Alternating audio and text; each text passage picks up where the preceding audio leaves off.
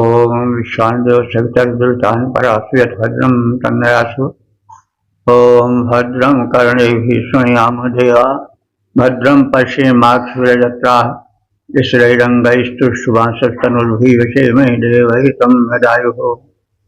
ओम वेद प्रेमियों सुधी श्रोता संप्रति सब ऋग्वेद के दशम मंडल के 26वें सूक्त की व्याख्या में प्रवेश करने जा रहे हैं।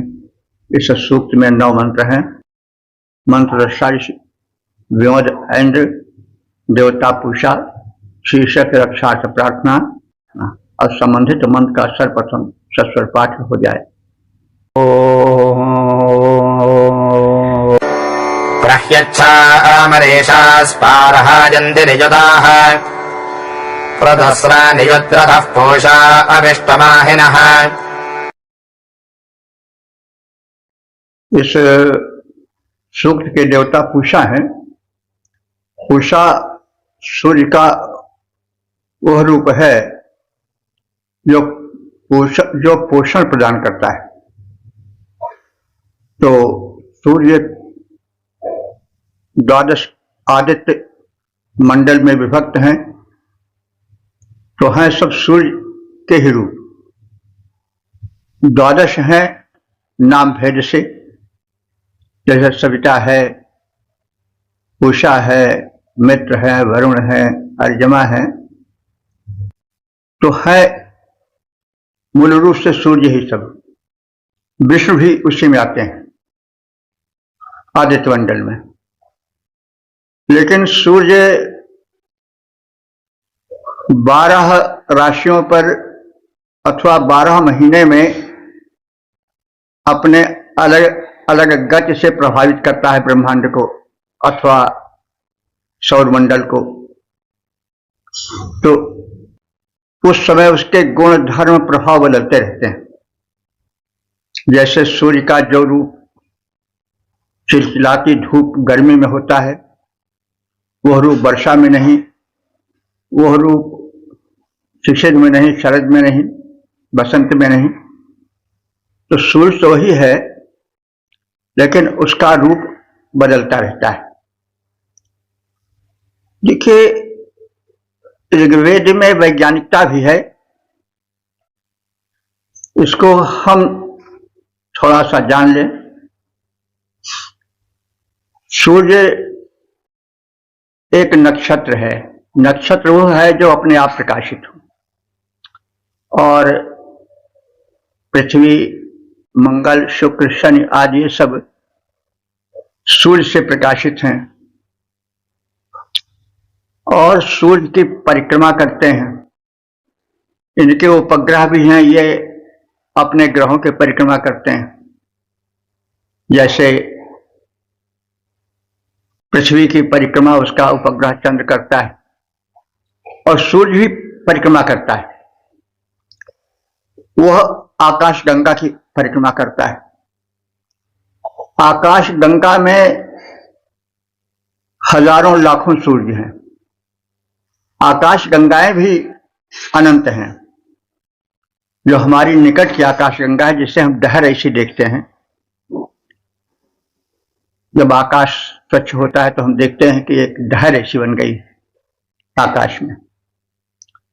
तो यह हमारे सूर्य की आकाश गंगा है। ऐसी अनंत आकाश गंगाएं। तो सूर्य इस आकाश गंगा का एक सिपाही है, कोई पदवीधारी नहीं है। तो सूर्य अपने आकाश गंगा की परिक्रमा करता है, और सूर्य के साथ लगे हुए सारे मंगल ग्रह, बुध ग्रह, पृथ्वी, ये सब उससे खींचे हुए परिक्रमा करते हैं। और उस परिक्रमा पथ में आकाश अरबों खरबों में जो फैला हुआ है, अनंत है, उसमें जब सूर्य जाता है तो अरबों खरबों मील की दूरी तय करता है परिक्रमा में। तो ग्रह नक्षत्रों की किरणों का जो पृथ्वी पर या अन्य ग्रहों पर पड़ना होता है, उससे भिन्न भिन्न प्रभाव निकलते हैं। तो यह जो खगोल शास्त्र है, यह भी अपने में एक बड़ा वैज्ञानिक शास्त्र है। तो जो जितने सूक्ष्म होता है उसके लिए उतने ही ज्ञान की आवश्यकता होती है। तो हमारी पृथ्वी तो एक बेचारी छोटी सी सूर्य की सदस्या है सौर मंडल की। तो पूषा द्वादश आदित्य मंडल के एक सदस्य हैं और पूषा इसलिए कहे जाते हैं कि वे पोषण प्रदान करते हैं। सत्य के संचित कण अंतरिक्ष में इन्हीं पूषा के प्रभाव से फैले रहते हैं, जो वृष्टि आदि के माध्यम से भूतल पर आते हैं और उत्पादन बनकर ऊर्जा बनकर वनस्पतियों में समा जाते हैं। तो इस भौगोलिकता को ध्यान में रख करके हमें अर्थ करना चाहिए। यह काव्य भी है, काव्य में बात वही रहती है लेकिन थोड़ा अलंकारिक ढंग से कही जाती है। तो उस अलंकार को और अलंकार के पीछे छिपा जो विज्ञान है, दोनों के मध्य में या दोनों में पहुंच करके हम सही वेदार्थ कर पाएंगे। तो अब बताया जा रहा है कि पूषा देवता कैसे हैं। न्यूतः अस्पार्हा, न्यूतः अत्यंत, स्पार्हा माने अस्पृहणीय, श्लाघनीय हैं, और मनीषा ही अच्छप्रयंत। ऐसे पूषा देव को मनीषा माने बुद्धिपूर्वक विचारपूर्वक प्रस्तुत की गई स्तुतियां। अच्छप्रयंती, अच्छप्रयंती माने तुम्हें हे पूषा देव भली बात अच्छी तरह भली विधि प्राप्त हो। जो हम तुम्हारी स्तुति करते हैं वे हमारी उच्चरित स्तुतियां तुम्हें विधिवत प्राप्त हो, तुम तक पहुंचे, तुम्हें प्राप्त हो, तभी तो हमारी स्तुति का कुछ लाभ हमको मिल पाएगा। न्यूद रथा महीना पूषा दसरा प्र अविष्टु।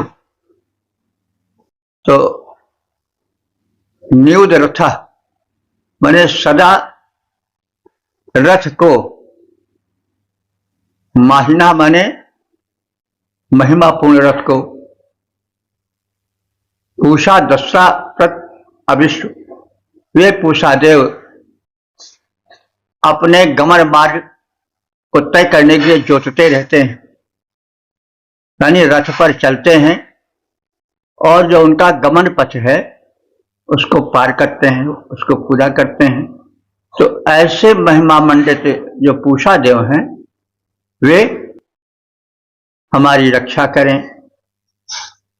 तो अतीव अस्पृहणीय प्रेमपूर्ण स्तोत्रों को हम पूषा देव को सादर समर्पित करते हैं। वे पूषा देव रथ में सदैव अश्वों को जोतते रहते हैं। तो अब पूषा देव के अश्व कौन होंगे? किरणें। तो वे पूषा देव रथ में सदैव अश्वों को जोतते रहते हैं। वे महान पूषा देवता पत्नी समेत माने अपनी ऊर्जा समेत, पूषा देव की पत्नी क्या है? उनकी ऊर्जा। वे अपनी ऊर्जा समेत यजमान की रक्षा करें। अस्पृहणीय अतीव स्तोत्र हम पूषा को अर्पित करते, अश्वों को रथ में जोत यज्ञ में वे सदैव आते रहते। पूषा महान इस भांति आगमन द्वारा उपकृत किया करें, पत्नी समेत यजमानों की रक्षा कर संकट विकट हरें। ओ 10-26-2 देवता पूषा शीर्षक पूषा देव का अंतरिक्ष के जल को भूतल पर लाने का कथन। अब संबंधित मंत्र का सर्वप्रथम सत्तर पाठ हो जाए। यस्यत्यन्महित्वम् वाताप्यमयञ्जनाः विप्रावम् सद्धेतिभिश्चिकेतसष्टतीनाम्। इस दूसरे मंत्र में कथित है कि पूषा देवता भक्तों के भाव को जानने वाले हैं, उनकी अपार शक्ति है। वे अपनी किरणों से जल को सोख करके अंतरिक्ष में संचित रखते हैं, वो जल भंडार, और फिर बाद में पृथ्वी पर इसको छोड़ देते हैं। तो यह तो एक वैज्ञानिक सत्य है कि सूर्य ही के कारण बादल बनते हैं।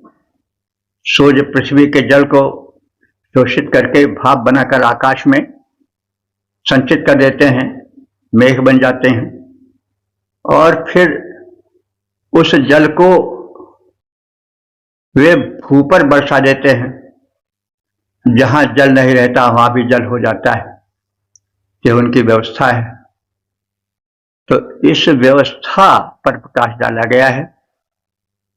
इस जो पूषा देवता हैं, जो कि सूर्य के ही एक रूप हैं, वे पोषणार्थ मानवों के, पशु पक्षियों के, वन वनस्पतियों के धरती का जल किरणों के माध्यम से ऊपर ले जाकर के संचित रखते हैं और फिर उसे बादल के रूप में, वृष्टि के रूप में धरती पर फिर चारों ओर बिखेर देते हैं।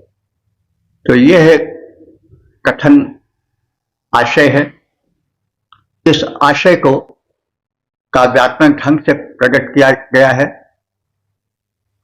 अयम विप्रः जनः, अयम माने यह मेधावी पुरुष, विप्रः कहते हैं विशेषण प्रजानाति विप्रः। ब्राह्मण से तात्पर्य नहीं है, विप्र शब्द ज्ञानी के लिए आया है ऋग्वेद में। बाद में पढ़े लिखे ज्यादा ब्राह्मण होते थे, उनके लिए रूढ़ हो गया। तो यह मेधावी पुरुष यानी जो ये वेद मंत्र के दृष्टा ऋषि हैं, वे भी मेधावी हैं। जो वेद मंत्रों को समझने वाले हैं, व्याख्या करने वाले हैं, वे भी मेधावी हैं, बुद्धिमान हैं। तो यह मेधावी मनुष्य यश वाताप्तम महित्वम, जिसके महान जल भंडार को सूर्य रूप में, जीवनप्रद जल रूप में अंतरिक्ष में भंडारण करता है, सुरक्षित रखता है, एकत्र किया रहता है। तो उसके सामर्थ्य को हम अपने स्तुतियों द्वारा प्रकट करते हैं और उस सामर्थ्य की प्रार्थना करके अपने जीवन में शक्ति लाते हैं। प्रार्थना से शक्ति आती ही है। तो हम सब जो हैं सुस्तुति नाम चिकेत, उस पूषा देव की सुंदर स्तुतियों से ज्ञानी बनते हैं। चिकेत माने ज्ञान। तो वह उत्तम स्तुतियों को जानता है। कौन पूषा, हम उसकी स्तुति करते हैं और वह पूषा स्वस्तुति नाम हमारी सुंदर स्तुतियों को चिकेत, चिकेत माने जानना, चित धातु है चिकेत। तो वे अंतरिक्ष में व्याप्त जलाशय भंडार को पृथ्वी पर लाएं, ऐसी उनसे प्रार्थना है। यह मेधावी मनुष्य जिस पूषा देव को जानता है सूर्य रूप में, वह पूषा देवता अथवा सूर्य जीवनदायी जल को अंतरिक्ष में भंडारण किए रहते हैं, एकत्र किए रहते हैं, और उस जल को अपने महान सामर्थ्य को अपनी स्तुतियों द्वारा मनुष्यों के, प्राणियों के हित के लिए पृथ्वी पर छोड़ देते हैं। ऐसे महान पूषा देवता की उत्तम स्तुतियों से मनुष्यों का कल्याण होता है। ऐसे सूर्य देवता, ऐसे पूषा देवता अंतरिक्ष में व्याप्त जल भंडारण या जल भंडार को भूतल पर लाएं, ऐसी कृपा करें, हमें धन्य बनाएं। पूषा के जल भंडारण की क्षमता महान मानी जाती है। जल भंडारण मतलब आकाश में जल रहता है, बादल के रूप में रहता है, और बादल नहीं रहता तो भी जल रहता है, क्योंकि जब बर्फ गिरती है तो कोई बादल से थोड़ी गिरती है, वो भी जल ही है। तो वह जल जो अंतरिक्ष में भंडारित रहता है, माने पूषा देवता के कारण जो सूर्य रूप में उस जल को खींचते हैं, वो बादल नहीं बनता तो भी उसका स्टोरेज, उसका भंडारण अंतरिक्ष में रहता है। तो वे उपयोगी जल को आकाश में एकत्र किए रहते हैं, और जब स्तुतियां होती हैं तो वे समर्थ पूषा देवता उन स्तुतियों से प्रभावित होकर के, सानंद स्तुतियों को सुन करके, वे अंतरिक्ष में व्याप्त शरीर को भूतल पर लाते हैं। ओम। तो पूषा के जल भंडारण की क्षमता महान मानी जाती, ज्ञानी करते उपयोग, विनत स्तुतियां जब हैं मंडराती। पूषा समर्थ देवता श्रेष्ठ स्तुतियों को पहचानते हैं, करते सानंद श्रवण स्तुतियों के मर्म सकल पहचानते हैं। वे अंतरिक्ष में व्याप्त सलिल को भूतल के ऊपर लाएं, करें कृपा की दृष्टि वृष्टि कर संकट सकल मिटाएं। ओम 10-26-3 देवता पूषा, शीर्षक पूषा देव के अनुदान और संबंधित मंत्र का सर्वप्रथम सत्तर पाठ हो जाए। सरेदसुष्टदेनामिन्दुर्न पूषा वृषा अभिप्सरः प्रसादते व्रजन्न आप्रसादते। इस तीसरे मंत्र में पूषा देवता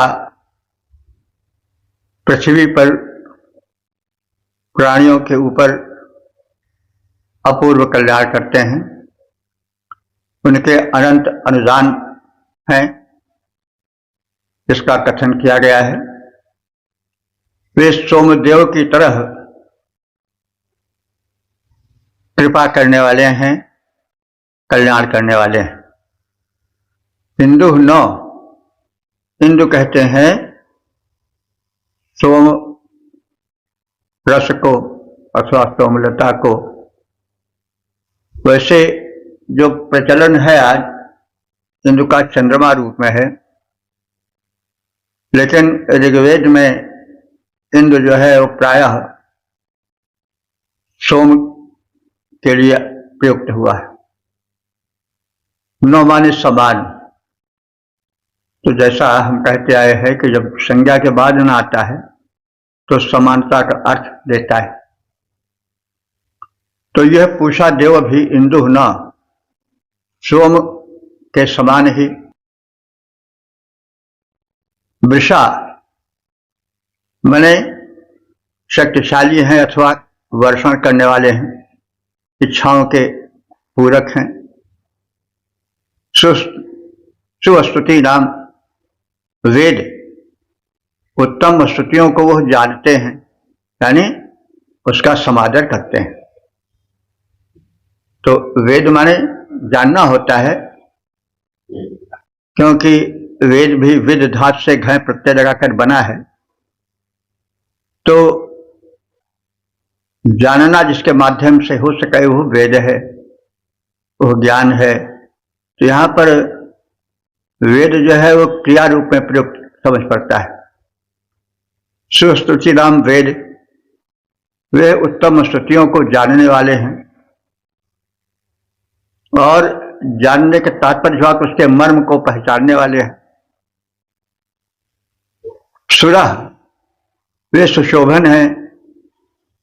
अभिप्रसायति, कृपा जल की वृष्टि करने वाले हैं। ऐसे जो है वे पूषा देव। नह ब्रजम, नह माने हम सबके, ब्रजम माने गौशाला को। ब्रज माने गौशाला होता है। तो ब्रज में किसी समय पशुपालन बहुत अधिक होता था, तो इसलिए उस प्रदेश को ब्रज कह दिया गया, और वो एक स्थल विशेष के रूप में मान्यता प्राप्त है। अब ब्रज किस लिए कहा गया इसको कुछ लोग जानते होंगे, कुछ नहीं भी जानते होंगे। अब जान लें कि ब्रज का अर्थ गौशाला होता है, और किस प्रकार से वो एक स्थल विशेष के लिए रूढ़ हो गया, इसके पीछे एक क्रम है घटना का। तो वो सब कहने की आवश्यकता नहीं, आप सब जानते होंगे। तो ब्रज गौशाला कहा जाता है, लेकिन गोपालन की आदि के कारण पूरा प्रदेश ब्रज मंडल कहा जाने लगा, ब्रज।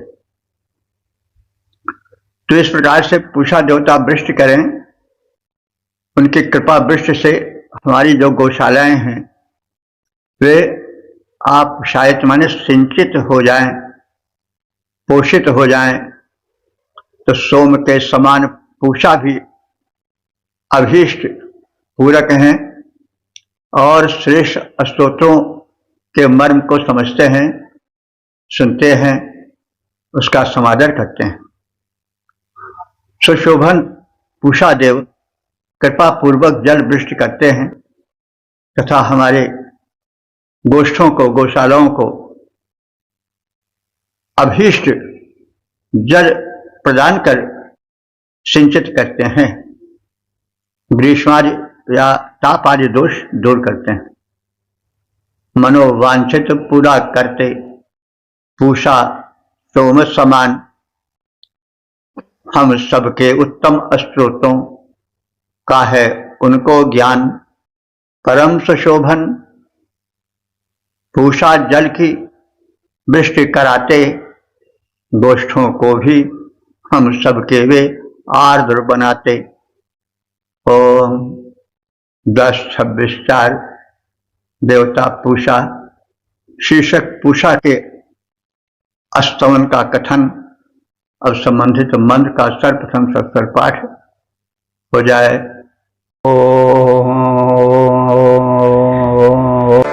वंशे महित्वा भजमस्माकम् देवपोषन् मतेनाञ्च साधनम् विप्राणाञ्च धवम्। इस चौथे मंत्र में यह कथित है कि जो पूषा देवता हैं वे सद्बुद्धि के प्रेरक हैं।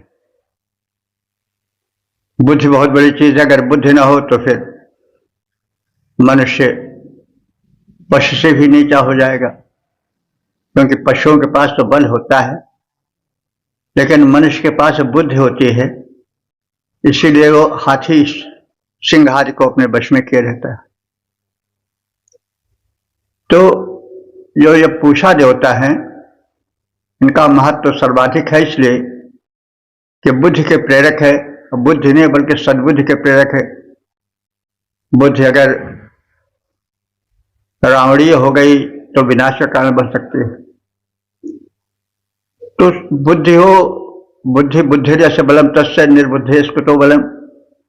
जिसके पास बुद्धि है उसी के पास बल है, जो बुद्धू है, बुद्धिहीन है, उसके पास बल कहाँ। लेकिन बुद्धि में भी सद्बुद्धि होनी चाहिए, क्योंकि यदि बुद्धि में सात्विकता नहीं रही तो वह बुद्धि पतन की ओर ले जा सकती है। इसलिए प्रेरक पूषा देवता से सद्बुद्धि की याचना की गई है और उनकी महत्ता को समझ करके इस मंत्र में उसका स्तवन अथवा उनकी प्रार्थना प्रस्तुत की गई है। पूषण देव, हे पोषण प्रदायक देवता पूषा, वयम अस्माकं मतीनाम साधनम, हम अपनी बुद्धियों को प्रेरित करने के साधन बने रहें, यानी अपनी बुद्धियों को सन्मार्ग पर प्रेरित करें, स्वयं हम समर्थ बने। विप्राणाम च आधवम त्वा, और तुम कैसे हो, क्या हो। विप्राणाम आधवम, विप्राणाम माने ज्ञानियों के, आधवम माने आधार, तो तुम ज्ञानियों की आधार हो। मतलब ज्ञानी जन तुम्हारे आश्रित रहकर तुम्हारी उपासना से तुम्हारा जैसा तेज और बल और सुशोभन बुद्धि और शरीर तेजस्वी पाते हैं, इसलिए तुम बुद्धिमान के विप्राणाम आधवम, जो ज्ञानी है उनके तुम आधारभूत हो। संसीमहे, हम तुम्हारा विधि पूर्वक विधान पूर्वक स्तवन करते हैं, स्तुत करते हैं। हे पोषण कर्ता पूषा देव, सद्बुद्धियों के प्रेरक तुम हो, बुद्धिमानों के आश्रय स्थल तुम ही हो, और ऐसा समझकर हम तुम्हारा स्तवन पूजन भजन करते हैं। पोषक सन्मति प्रेरक बुद्धजन के आश्रय कहलाते, हे पूषा देवता समझ यह हम तेरे गुण गण गाते। ओ 10-26-5 देवता पूषा शीर्षक भक्तों के हितैषी पूषा देव। अब संबंधित मंत्र का सर्वप्रथम सप्तर पाठ हो जाए। ओ प्रत्यर्धनयज्ञानामश्वहयोरथानाम् ऋषिः स यो मनुरहितो विप्रस्य यावयत्सखः। इस 5वें मंत्र में पूषा देवता मानव के परम हितैषी हैं। वे विविध प्रकार से बुद्धिमानों का, सच्चरित्र वाले विद्वानों का समादर करते हैं और उनको वृद्धि प्रदान करते हैं। नह यज्ञानाम, यह जो हम सबके यज्ञों के प्रत्यर्धी माने अर्धांश भाग के भोक्ता है। तो आधे भाग के भोक्ता से तात्पर्य हुआ कि उन्हें जो यज्ञ भाग दिया जाता है वो सर्वाधिक दिया जाता है। आधे भाग का उपभोग वे ही करते हैं। और रथानाम अश्वहया, रथानाम माने रथों के, अश्वहया 2 शब्द हैं, अश्व और हय। तो वर्तमान काल में तो हम सब अश्व और हय को परस्पर पर्यायवाची मानते हैं, लेकिन यहां पर विशेषण विशेष के लिए आया है। हय जो है विशेष है और अश्व विशेषण है। तो अश्व का अर्थ होता है अश्वगामी, जो शीघ्र जाए, द्रुतगामी हो, वो अश्व है। लेकिन यहां पर विशेषण रूप में है। किसका? हय का। हय माने होता है घोड़ा, अश्व। तो वह रथों में तीव्रगामी अश्व जोतता है, यानी सविता देवता जो हैं रथों में अश्व यानी तीव्रगामी है माने घोड़े को अश्वों को जोतते हैं और इस प्रकार से अपना पथ तय करते हैं। तो अब पूषा के या सूर्य के घोड़े क्या होंगे, उनकी किरणें होंगी। सह ऋषि मनु पिता विप्रस्थ यवयत, तो वह पूषा देवता सर्व मनुहिता सभी मनुष्यों के हितैषी हैं।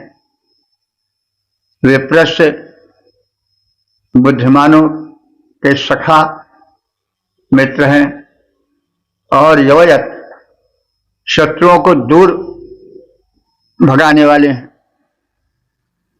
तो पुरुष यज्ञ का पूषा अर्धांश ग्रहण करते हैं, मतलब उनको सर्वाधिक भाग दिया जाता है। रथ में द्रुतगामी अश्वों को वे जोतने वाले हैं और उन अश्वों को जोत कर चलते हैं। अश्व किरण से लिया जा सकता है। पूषा मनुष्यों के परम हितैषी और बुद्धिमानों के बंधु स्वरूप हैं। उनके शत्रुओं को, अपने भक्तों उपासकों के शत्रुओं को वे उनसे दूर भगा देते हैं और उनकी रक्षा करते हैं। पुरुष पूषा यज्ञ के अर्धभाग के ग्राहक बनकर आते, रथ में द्रुतगामी अश्वों को जोत यज्ञ में लाते। पूषा मानव के हितकारी सुधी बंधु बन आते, भक्तों के अरिबल भक्तों के अरिबल को जलमल देते, क्षण में मार भगाते। ओ 10-26 देवता पूषा शीर्षक पूषा देव का सामर्थ्य। अब संबंधित मंत्र का सर्वप्रथम सत्तर पाठ हो जाए। आधेशमानाजाः पतिश्रुजाश्च शुजस्य च वासो वाजो वे नामा वासां सिमरव्रजत। इस छठे मंत्र में यह कथित है कि पूषा देवता नर मादा में बटे हुए संपूर्ण प्राण जगत के स्वामी हैं, संचालक हैं। आधीश माराया, आधीश माराया माने सब प्रकार के धारण करने वाले, सभी को धारण करने वाले समर्थ देवता हैं पूषा। वे शुचाया और शुचस्य पति, वे तेजस्वी प्राणियों के पत्नी रूप वाला यानी मादा रूप वाले प्राणियों के भी स्वामी हैं, तेजस्वी हैं। और तेजस्वी प्राणियों में जो पति रूप हैं उनके भी संचालक स्वामी पूषा देवता हैं। यानी नर मादा जो जगत है स्त्री पुरुष रूप में बटा, उन सब के संचालक स्वामी पूषा देवता हैं। वासा वाया अविनाम वासांश ब्रह्मजत। वासा माने भेड़ के ऊन के वस्त्र वे बनाते हैं और वासांश उन वस्त्रों को वे मर्मजत माने धो करके साफ करते हैं। मतलब जो कुछ ऊन से बनी वस्तुएं होती हैं उन प्राणियों के उत्पादक हैं और उसमें स्वच्छता भी लाने वाले वे हैं। जो पूषा की किरणें हैं, सूर्य की किरणें हैं, उनसे पवित्रता आ जाती है और जो ऊनी वस्त्र हैं उनमें जो किसी कारण से दुर्गंध आदि से उत्पन्न विकार होता है उसको दूर कर दिया जाता है। तो पूषा देवता धारणा शक्ति से संपन्न देवता है, तेजस्वी नर मादा प्राणियों के वे स्वामी हैं। वही भेड़ के ऊन से वस्त्र बनाते हैं और उन बने वस्त्रों को वे पवित्र बनाने के हेतु हो जाते हैं। धारणा शक्ति संपन्न देवता पूषा है द्युतिधारी। धारणा शक्ति संपन्न देवता पूषा है द्युतिधारी। नरमादा प्रकृति के पशुओं के एकमात्र अधिकारी। वही उनसे वस्त्र बनाते, पावन उसे कराते। वही सृष्टि के तंतु जाल को विषा सृष्टि फैलाते। वही सृष्टि के तंतु जाल को विषा सृष्टि फैलाते।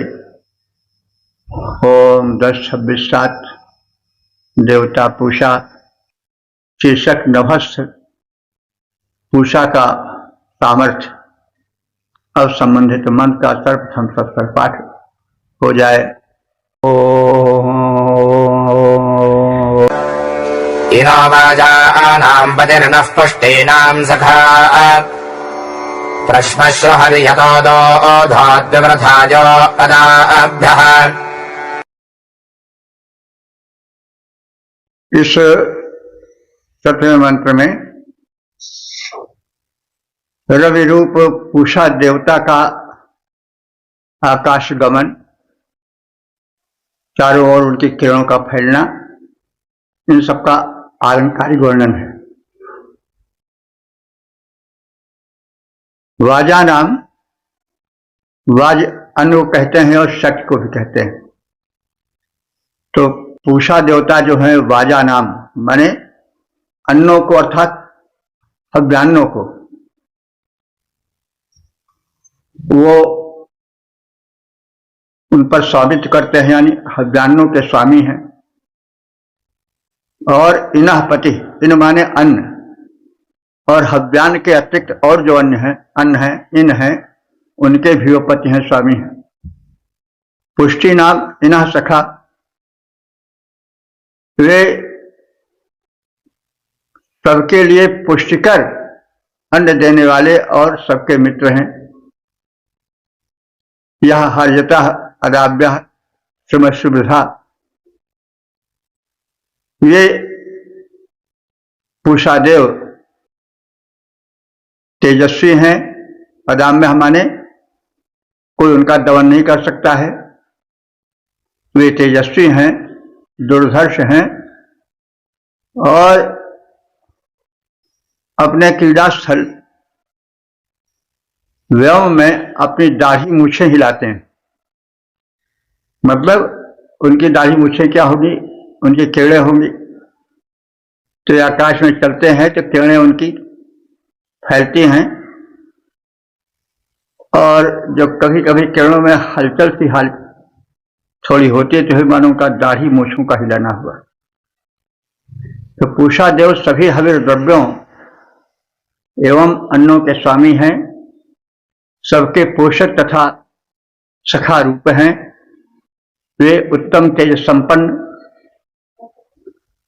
संपन्न हैं और वे क्रीड़ा स्थल यानी व्योम में, व्योम उनका क्रीड़ा स्थल है, उसमें अपनी दाढ़ी मूछों को हिलाते चलते हैं, अर्थात अपनी किरणों को लहराते हुए आगे चलते रहते हैं।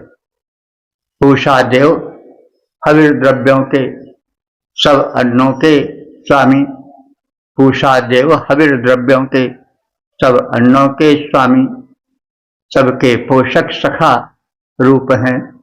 वे नभ के पथगामी, वे नभ पथ के गामी, निज क्रीड़ा स्थल नभ में वे किरणों को लहराते, निज क्रीड़ा स्थल नभ में वे किरणों को लहराते, होता है प्रतीत जो अपनी दाढ़ी मूछ हिलाते, होता है प्रतीत जो अपनी दाढ़ी मूछ हिलाते। अच्छा अलंकार है इसमें। ओम 10, 26, 8 देवता पूषा, शीर्षक उपकारी महान पूषा देव। अब संबंधित मंत्र का सर्वप्रथम सस्वर पाठ हो जाए।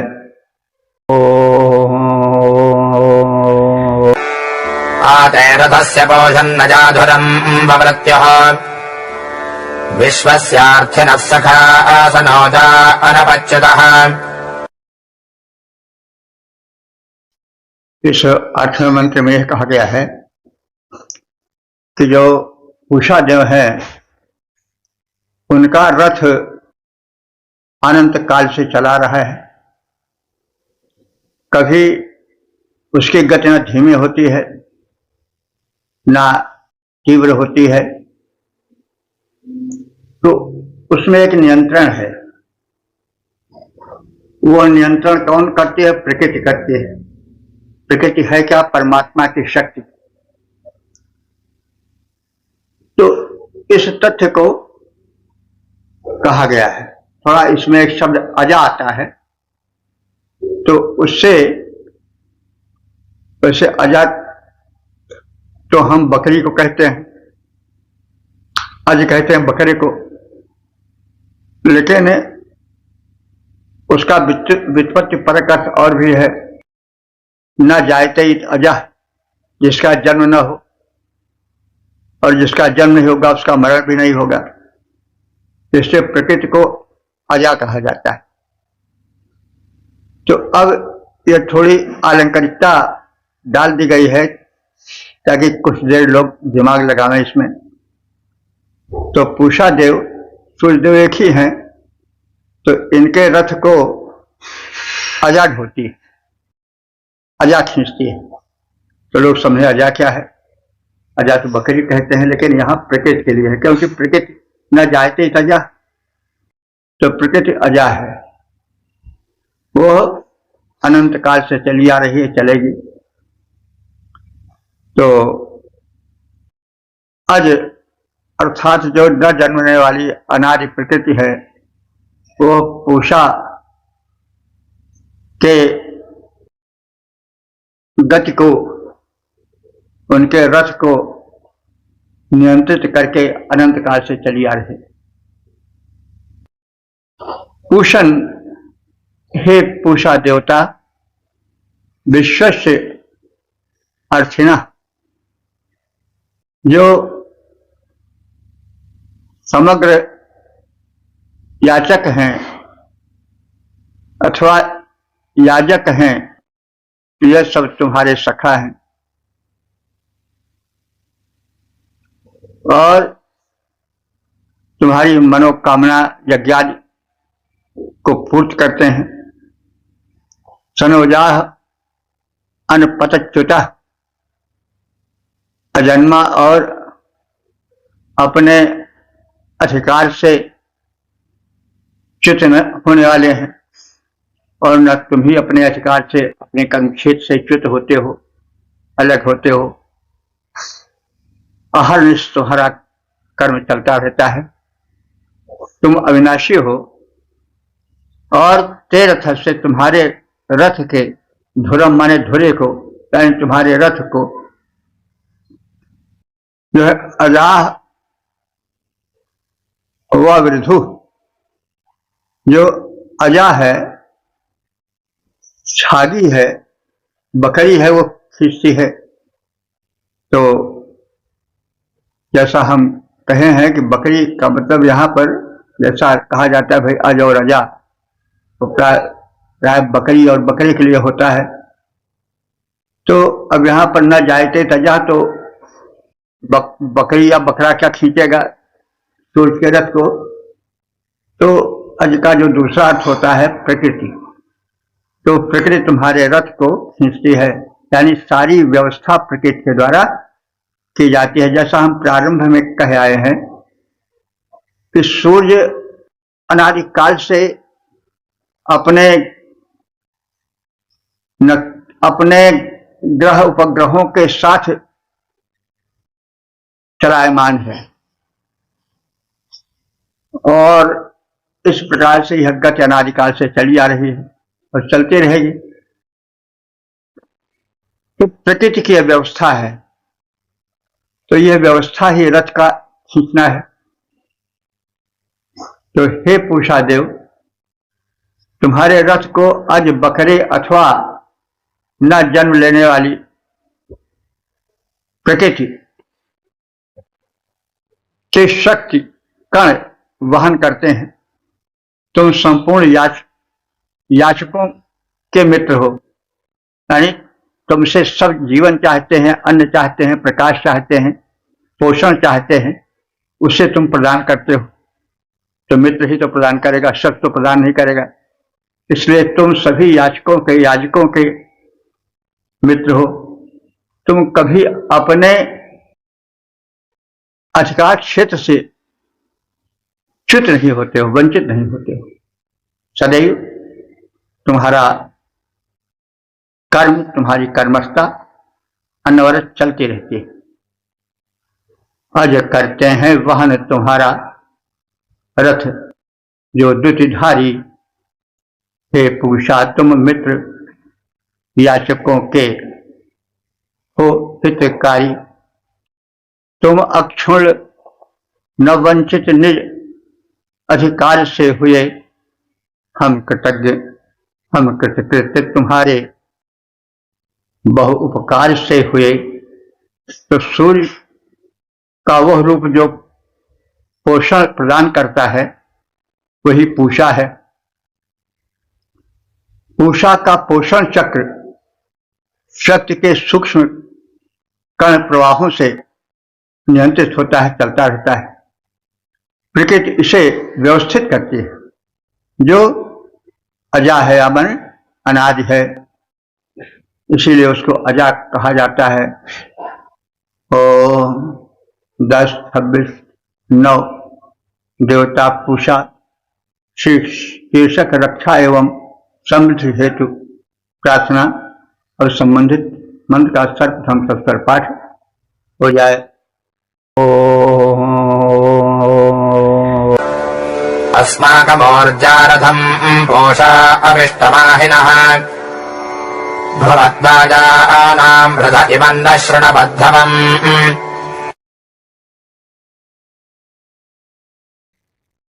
इस नवे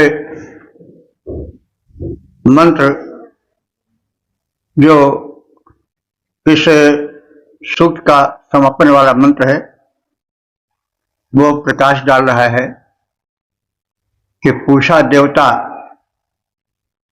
हम सब उपासकों को संरक्षण दे, क्योंकि वे समर्थ हैं। तो माहिनः पूषा, माहिनः माने महान। पूषा देव अस्माकम रथम ऊर्जा आविष्टु, हमारे रथ को अपने बल से संरक्षित करो। हमारा रथ माने जीवन रथ है, जिससे वो जीवन की यात्रा करता है।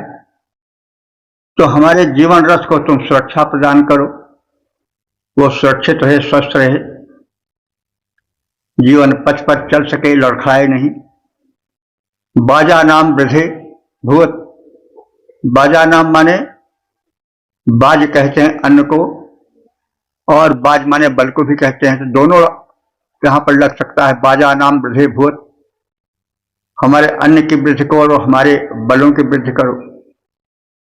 न इमम हवम शृण्वत, न इमम हवम माने हम सबकी इस प्रार्थना को जो हम कर रहे हैं उसको सुनो, उस पर ध्यान दो। महिमा मंडित पूषा देव, अपने सामर्थ्य से हमारे शरीर रूपी रथ की रक्षा करो।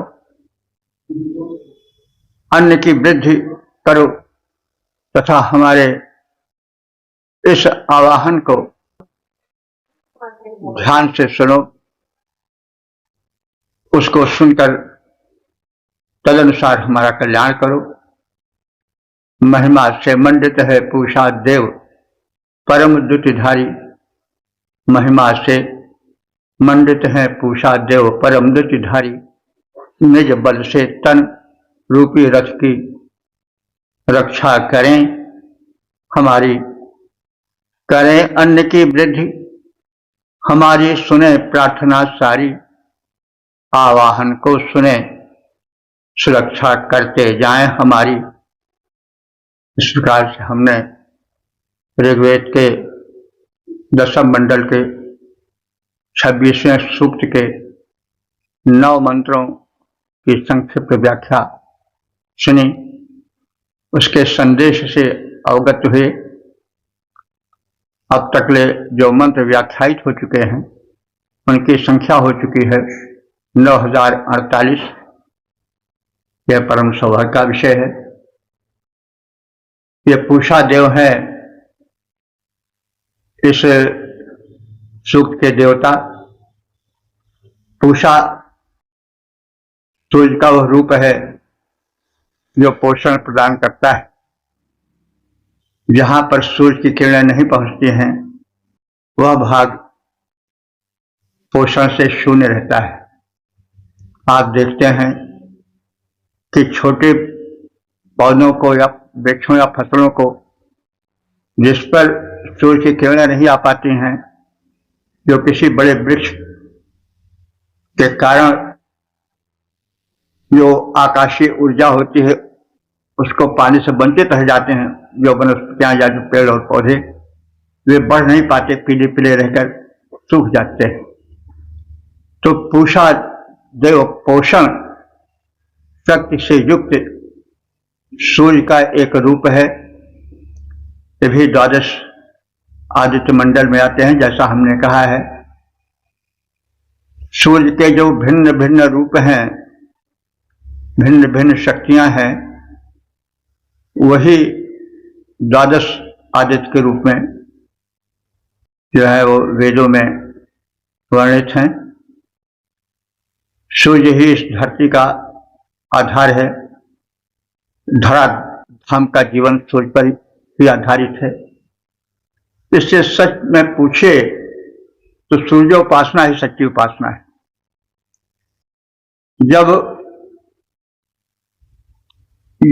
यज्ञों में पशुवध अधिक हो गया तो उसके प्रति प्रतिक्रिया हुई। उस प्रतिक्रिया में वैदिक धर्म पर आंच आने लगी। तो सनातनियों ने पुनर्गठन किया सनातन धर्म या वैदिक धर्म का, और उसमें आदित्य मंडल के जो एक सदस्य हैं विष्णु, जिनके कुल 4 या 5 सूक्त हैं ऋग्वेद में, वे आगे आ गए और विष्णु से ही सारी उपासना शुरू हुई और उन्हीं में केंद्रित हो गई। जितने मुख्य अवतार हैं सब विष्णु के ही हैं। तो विष्णु वास्तव में सूर्य मंडल के ही एक सदस्य हैं। विष्णु का अर्थ होता है व्यापक।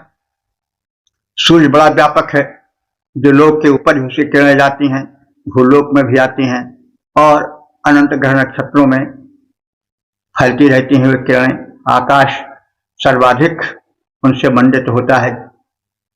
तो इसी कारण जो सूर्य का एक रूप है उसको विष्णु कहा जाता है। विष्णु का अर्थ ही होता है व्यापक। तो यह जो सौर उपासना है, सूर्य उपासना है, यह बड़ी प्राचीन उपासना है। सौर संप्रदाय चला भी था, लेकिन किन्हीं कारणों से वो ज्यादा विकसित नहीं हो सका।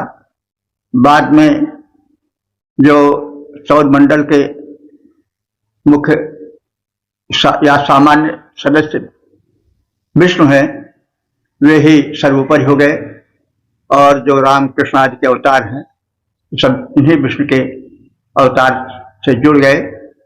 तो ये तो क्रम है सृष्टि का, मनुष्यों का ही भाग्य नहीं देवताओं का भी भाग्य होता है। भाग्य का मतलब हुआ कि उनका भी उत्थान होता रहता है। कभी कभी वो तिरोहित हो जाते हैं। किसी समय में इंद्र की सर्वाधिक दुहाई दी जाती थी, आज ऐसी बात नहीं है। तमाम वैदिक देवता आज लुप्त हो गए हैं, उनके नाम को भी नहीं लोग जानते। और वे देवता जिनका नाम ऋग्वेद काल में नहीं था, वे आज प्रबल हो गए। तो ये तो सब एक मानव के स्वभाव के परिवर्तन के साथ ही साथ उसके मान्यताओं में भी परिवर्तन आता रहता है। वैसे परम सत्य तो सदैव एक है, वह एक रूप रहा है। मनुष्य की मनोवृत्ति के कारण उसमें परिवर्तन होते रहे हैं, ये बात अलग है। तो हमें इस अनादि वैदिक धर्म के जो संदेश हैं उनसे परिचित होते रहना चाहिए। और वैदिक धर्म के प्रचार प्रसार से जो वातावरण उत्पन्न होगा, हमें विश्वास है कि उससे आपसी कलह जो धर्म के नाम पर होती है वह अल्प होती जाएगी। क्योंकि बताता है वेद की एकम सद विप्रा बहुधा वदंती, सत्य तो एक है, लेकिन ज्ञानी लोग उसको भिन्न भिन्न प्रकार से भिन्न भिन्न नामों से संबोधित करते हैं। तो यह सत्य जब समझ में आ जाएगा तो धर्म के नाम पर जो तलवारें खिंच जाती हैं, का जो रक्तपात हुआ या होगा या हो रहा है, वो रुक जाएगा। तो इस विनय के साथ, निवेदन के साथ हम अपने वाणी को विराम देते हैं। ओम सर्वे भवन्तु सुखिनः, सर्वे सन्तु निरामयाः, सर्वे भद्राणि पश्यन्तु, मा कश्चित् दुःख भाग् भवेत्।